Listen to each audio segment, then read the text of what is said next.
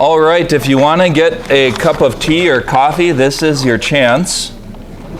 Some of you have acquired the habit of bringing coffee pots to your table, which is probably a good thing for those of you that drink a lot.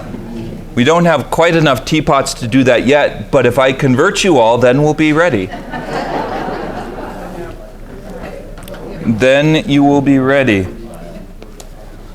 While people are moving around a little bit, one of the questions asked, are there figures from the New Testament that you were wondering about? And one group had Pontius Pilate, so I could mention a little bit about him. Did any of the other tables have other people?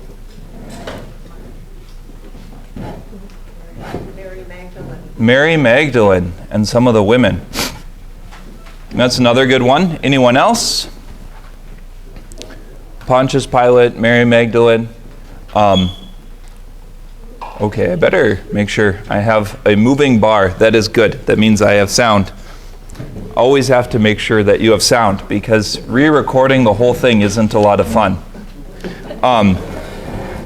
So Pontius Pilate, the historical tradition about him is a little bit thin. In, I think, about 36 AD, he is called back to Rome from Israel and sort of fired and punted to the side. He dies a relatively obscure death, I think. We don't ultimately know what happens to him, but Pilate was a political figure who was very political. That good old phrase, power corrupts and absolute power corrupts absolutely, seems to have applied in the case of Pontius Pilate, that he liked to play the political game. And so he gets caught in the Wheel of Fortune. Anyone know where the Wheel of Fortune comes from? Deacon Paul does. Wheel of Fortune? Yes, you talked about it in diaconate formation.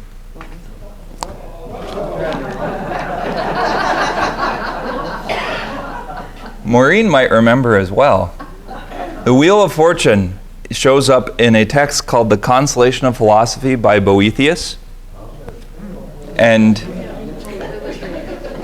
he talks about how if you play the political game, it's like spinning the Wheel of Fortune. And the problem with the Wheel of Fortune is that no matter how good you're doing, eventually you go bankrupt and lose it all. And so you don't get to stay on top of the game forever. Eventually, the game eats the people that play it. And that seems to have happened to Pilate. He does all these political things, he has all these machinations with the Jewish people, and eventually the Romans just sort of smash him and move on. Mary Magdalene. So there's a very, very old tradition that is non-biblical, but that Mary Magdalene and Lazarus go to France. That they make a journey to France I think it's after Martha dies. If I remember right, Martha is supposed to have died earlier. There aren't a lot of historical documents from that time period that you can directly reference, but there are curious things. There's an area of Paris where there's a train station now on the western side of the city called Saint-Lazare, which is French for Saint Lazarus. And it's been known as Saint-Lazare as long as record keeping goes, as far back into history as you can get, which at the very least means that the tradition of Lazarus coming there is very, very, very old. Is it something that I would take to the bank? Not necessarily. He might have lived next door in the other town and the Parisians just kind of borrowed him. But there is strong evidence to believe that they made it there. In France, Mary Magdalene gets a special name, La Madeleine, where Madeline comes from, the name. I'm not sure exactly why she gets that name or how it happens, but somehow translating Mary Magdalene from Hebrew into Greek into French becomes La Madeleine. And so that's how she's known. And one of the more famous churches in Paris now is the Church of the Madeleine, which is close to the Champs-Élysées and the Louvre. It's on a boulevard in the center of Paris. It's a very famous example of neoclassical architecture. It's a dark and kind of strange church. It's not much of a church that you would like to go to because you can't see inside very well, but it's one of the most fashionable churches in Paris. It's where all the wealthy want to get married, and who knows why, because, there's like Notre Dame, which is beautiful. There's lots of other beautiful churches, and they picked that one, which the outside is really, really famous. It looks like a Greek temple. The inside is pretty dark. But they have like a big bone of St. Mary Magdalene, a relic display in the church. And I'm not sure if they claim that's exactly where she died, but it could be. Some of those things are probably a little bit less reliable. But there's very, very funny things in history that is actually kind of the first thing that we have to talk about. I'm thinking of another Paris one. So one of the patron saints of Paris is Saint Denis, Saint Denis. And the tradition is that he was a martyr, and they cut off his head, and then his body picked up his head and walked for like 4 miles out into the countryside, and eventually dropped it at a place, and they built a basilica there. So if you go to Paris now, you can go to the Basilica of Saint Denis, which is a very famous spot where all of the kings and queens of France were buried, and it's ways north of the city. And the tradition is that his body carried his head out there. It's just, history is full of these stories, and I would suggest to you that they're probably not all true, but I would also suggest to you they're not all false. One of the problems that we have is how records are kept. It's important to remember that history is written by the victors. When you win the battle, you get to write how it went. And it was also written by people that were educated. Modern society, especially after the French Revolution, would have you believe that almost no one in the ancient world was educated in any fashion. That is not true. However, education wasn't as widespread as it is now. In the Jewish community, it was stronger because they had a sense of learning to read the words of God, because God wrote words. He spoke, and they wrote it down. And there's a stronger connection to culture that way. Jewish rabbis became school teachers in many ways. Synagogues, if you remember, we've talked a few times about how synagogues were a lot more of a combination between an ancient school and a church than just a church, like we would think of them now. And they had a role in education. The rabbi would often teach village children, especially those that were not involved in trades. But sometimes our historical records are a bit thin. And this is a problem that we face in history. And it's kind of, there's no way around it. We don't have perfect historical records of all kinds of things. We don't know exactly when a lot of it happened, because despite what you think in the modern world, we've changed dating systems probably 5 or 10 times since these events happened. And anytime you change a dating system and rewrite everything that came before, you're bound to miss a few things or put them in the wrong year or the wrong spot, which is probably, for instance, why Jesus is likely born around 4 BC, give or take. 3 or 4 BC is the most likely, because the person that made the calendar and started counting years wanted to hit the birth of Jesus and missed, as nearly as we can tell. And they've never changed the whole dating system again to fix it. So it could really be, 2028 if we recounted, but, years go by fast enough already, so we don't have to add new ones. But this is a challenge that we're going to face. What was the early church like? When we start talking about the early church on the ground in Israel and as it starts to spread, what are the Pauline communities like? We don't really know. I mean, we know some things, but there's a whole lot that we don't know. Well, why don't we know it? Because they didn't write it all down. We just don't have the records. They're fewer and further between than that. And so the sort of canonical tradition of how Christianity develops would give you a sense that lots of issues were kind of figured out and then everyone believed them all at the same time. Is that very likely? No. Please say no. It's not the way it works. Even in our own day, if you think of the Second Vatican Council, in the last, 50 years, 60 years, however long it's been a while since it happened, people are still trying to figure out what it actually said. If you think that that didn't happen in history when there were far less records and far fewer things that were actually written down, you're fooling yourselves. You know, so what is a parish church like in the first century? We don't know. How many scriptures do they have? We don't know. It's very evident that the Christians start working on a standardization process that begins, but there's all kinds of things. Like, there was a lot more liturgical variety in history.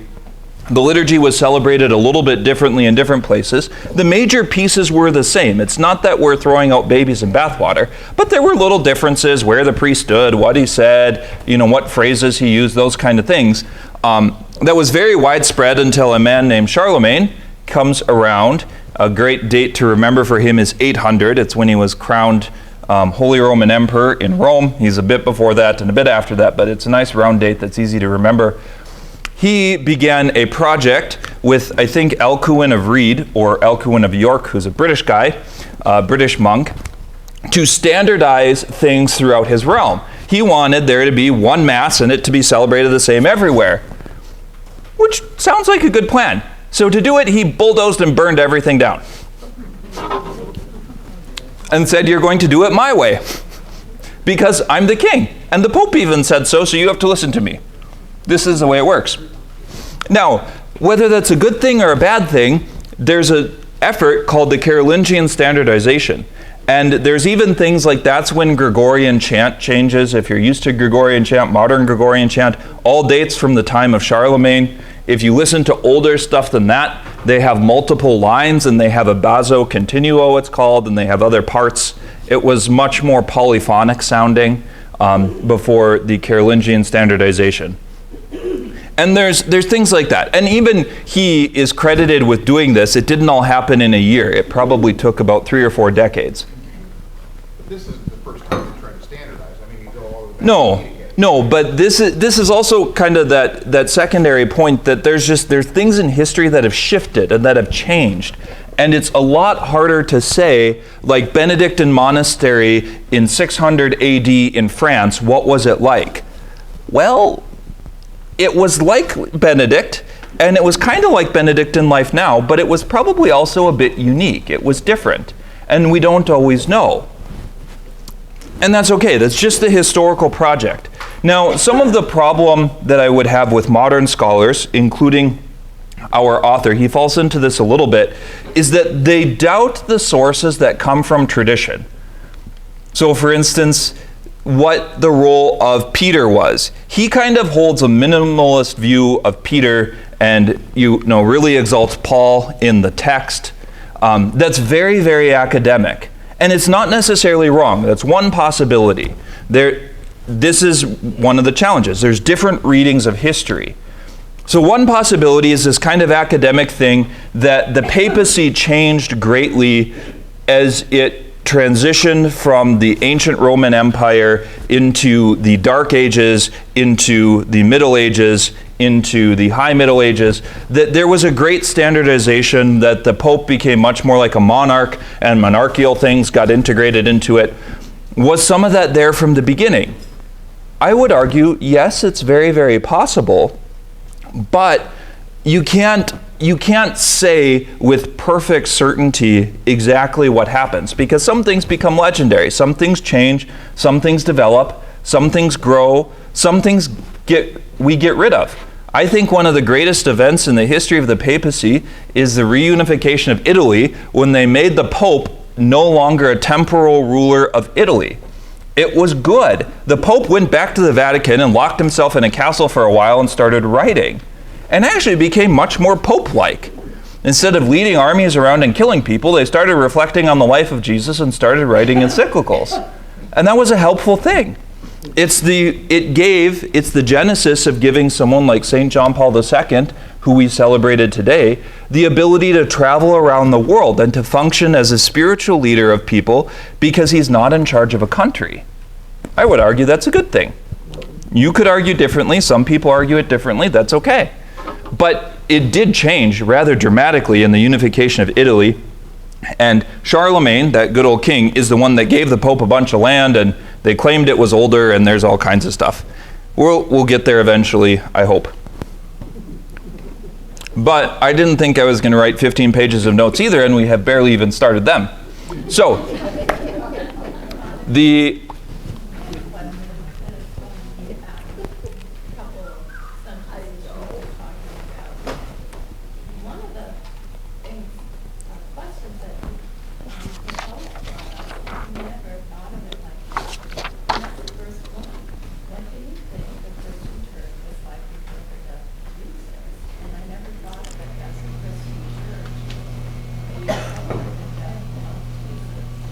Yeah, what is a Christian church like before the death of Jesus? That would be another one that one could argue we don't know. You know, what did the people that encountered Jesus and started to believe in him as Messiah do? Did they continue to attend synagogue in the same way that they did before? Did they continue to worship in the temple? We know that the sacramental life of the church largely doesn't begin at best until the very last days of the life of Jesus. The Last Supper is the traditional start of the Eucharist and ordination of priests. Some of the other sacraments, you can at least be suspicious, like baptism. It seems like the disciples did some of at least the baptism of John, if not the baptism of Jesus. But remember, at this time, there's no New Testament. Nothing that we have has been written. There's Old Testament, but even that is held on scrolls. And not every synagogue has every scroll. Only the wealthiest ones and the ones in Jerusalem probably were able to afford them all, but they would try to have the major ones. You know, would they pray the book of Psalms? It's very, very likely. Jews did that. That was very, very common.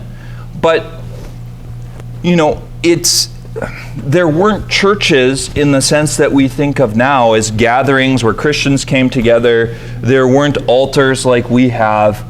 It's a different time. And not all of those things are there yet. They're just not there in history. So I think that is actually, it brings me to a point that I realized I should have included in my notes and didn't, so there's even more. Just to sort of in broad brushstrokes talk about what happens. So arguably Jesus dies, rises from the dead, and ascends into heaven around 30 AD. It's possible to be a few years later. It's unlikely to be too much earlier than that, but it's around 30. The early Christians seem to have been concentrated most in the region of Galilee to the north, where Jesus spent most of his time, and near Jerusalem. There are some Jewish persecutions that break out. There's tension between the Jews and the early Christians in the synagogues. That breaks out into a full persecution around 36 AD when the apostle James, the son of Zebedee, dies. He's killed. He's the first apostle who is martyred. That likely happens around 36. As that persecution intensifies, that's actually part of what spreads Christianity more quickly. Some of the people that were at Pentecost do seem to have gone home and started telling people about what they encountered and what they heard. But for the most part, it seems like the great movement and the great evangelization energy started with that first persecution. Christians start moving north of the Holy Land into modern-day Syria toward Damascus. They start moving south, and by south we usually mean south and west toward Egypt. And to a certain extent they move east. Probably north and east most directly, because directly east of Israel is a giant desert and the Jordanian Plateau, both of which are hard to cross in the ancient world, and they didn't do it very often.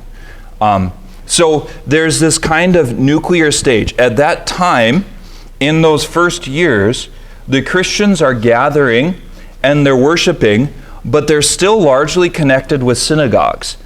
One of the things that I don't think we know very well is their connection to the temple.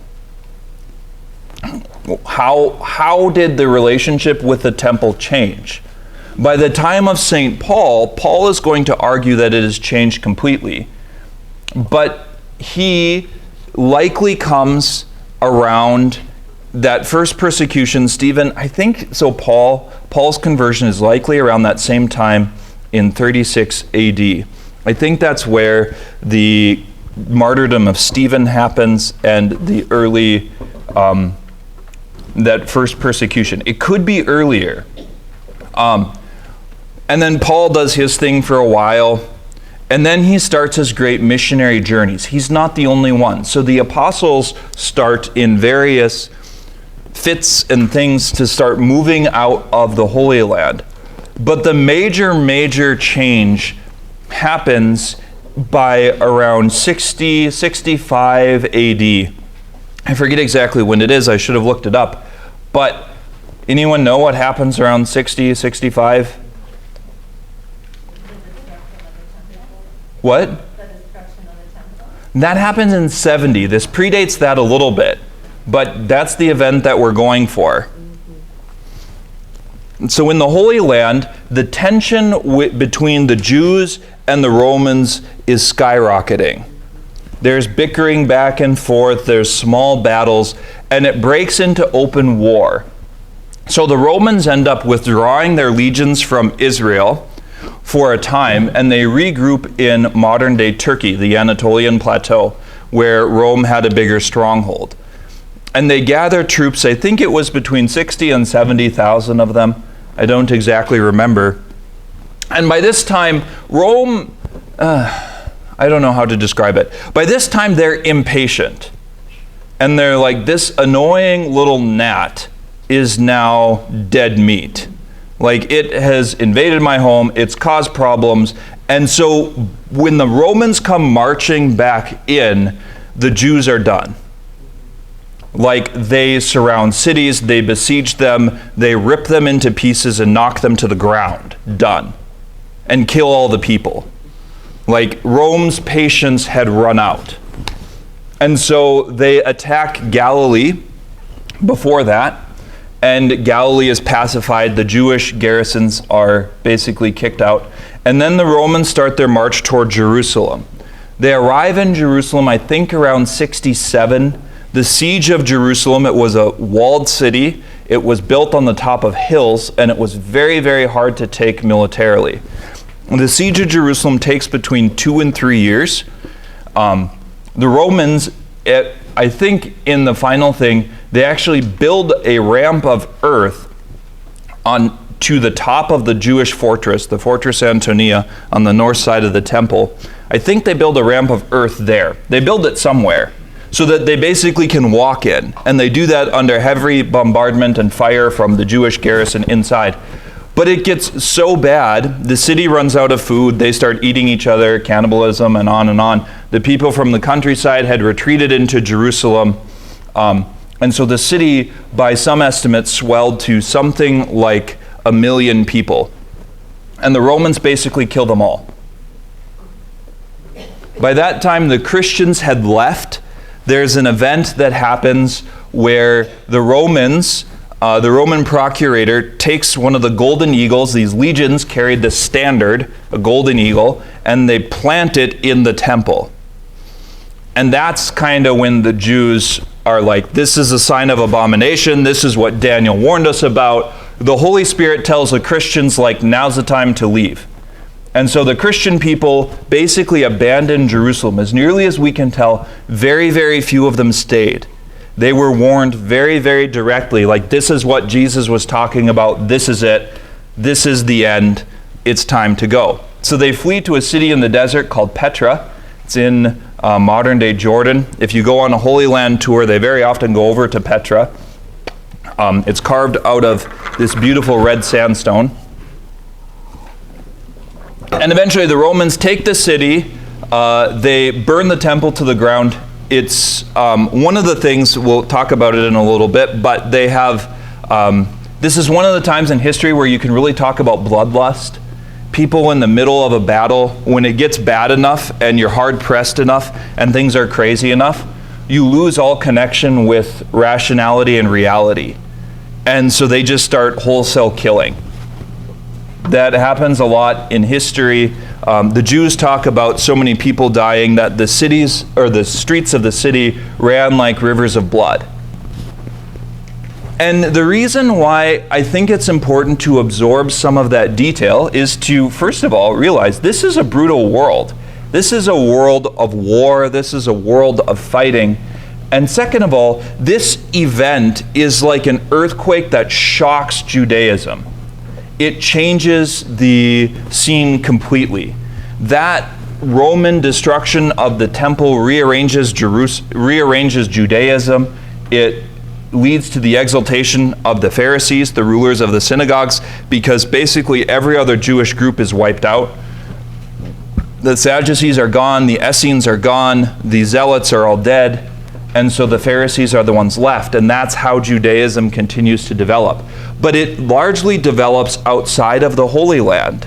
They have a few places that they keep along the coast, but they basically flee. The largest Jewish community, and therefore one of the largest early Christian communities, was in Alexandria in Egypt. It was the largest gathering of Jews outside of the Holy Land. Antioch in Syria, another very important early place. In fact, one of the pictures from the ancient world that's rather surprising is, with as strict as the Jewish laws were about diet and how you could live, there's Jewish synagogues basically everywhere that St. Paul goes.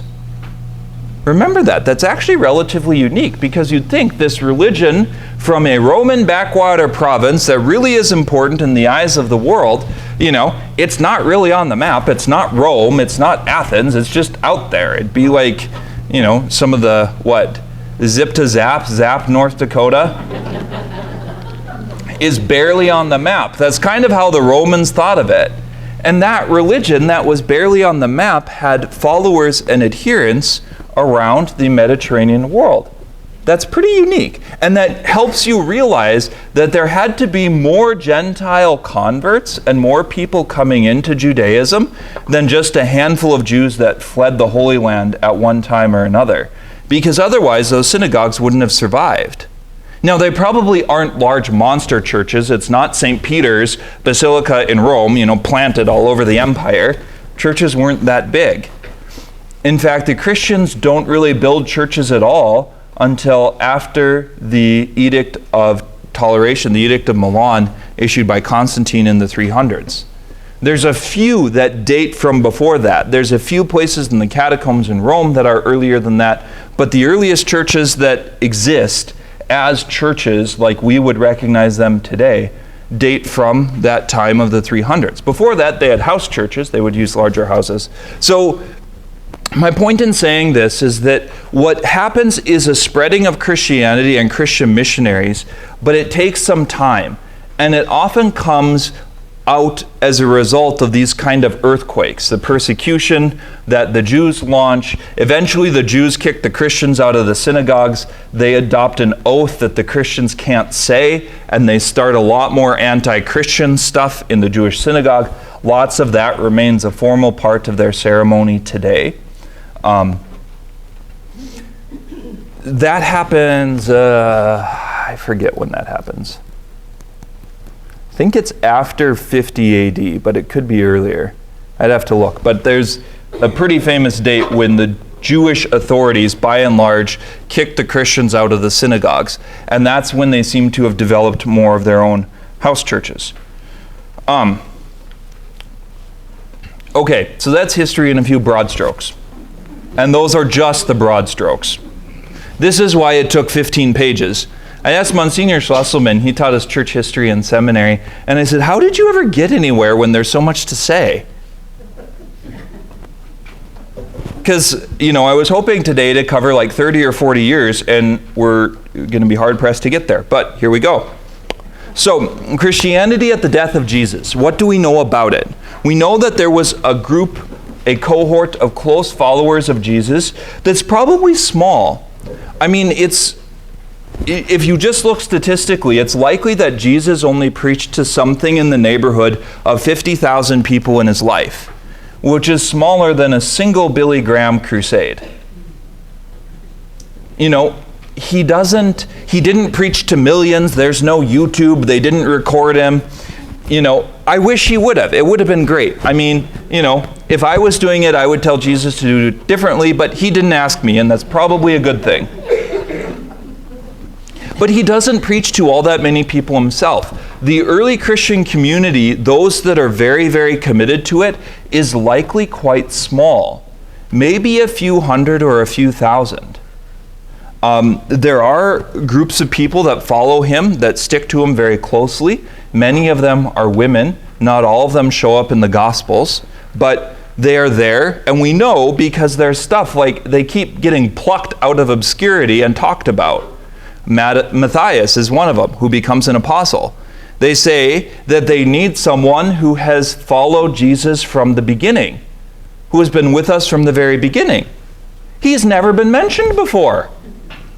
He wasn't in the story. And now they're saying, oh, he was there the whole time. There's a story of the apostles bickering about who's the greatest, and Jesus grabs a kid and places him in their midst. Where'd the kid come from? Because, you know, if you're reading the story, good, pious Catholic, okay, Jesus is talking to his apostles. You have Jesus. You have 12 men, 12 apostles. So who's the kid? Where did he come from? Because there's no kid in the story until Jesus grabs him. So you have to suspect that there were more people around Jesus than show up in the story. Like, that's the only way you can solve that. That's the only way you can make it work. Now, it's not likely that there were millions. Jesus didn't walk around in a mob, as nearly as we can tell, but there's definitely some. There are people who heard Jesus and encountered him, but remember that they don't even have the Gospels in this nuclear stage. There's the teaching of the 12 apostles. Some of them would have heard some of his parables. Their memory probably was a little bit better than ours because they had to remember a lot of things, but it probably wasn't all that great. So there's times where there's sort of strange things that happen. When Paul is preaching in one spot, he encounters people who've been baptized with the baptism of John. There were some missionaries had come earlier that knew who Jesus was and knew that he was the Son of God and some of what he did, but they didn't know about baptism. So they just didn't tell him that. And Paul's like, oh, well, we all need to kind of baptize you with the Jesus thing and not just with the baptism of John, you know, because it was different. They had never heard that before. So there's people that would come and they would have a story of encountering Jesus, and that's probably what a lot of the early Christian gatherings were, was people telling their stories about encountering Jesus and some of their thoughts about him. There doesn't seem to have been organization or leadership in the way of human organizations. It's not that the apostles weren't in charge, but no one really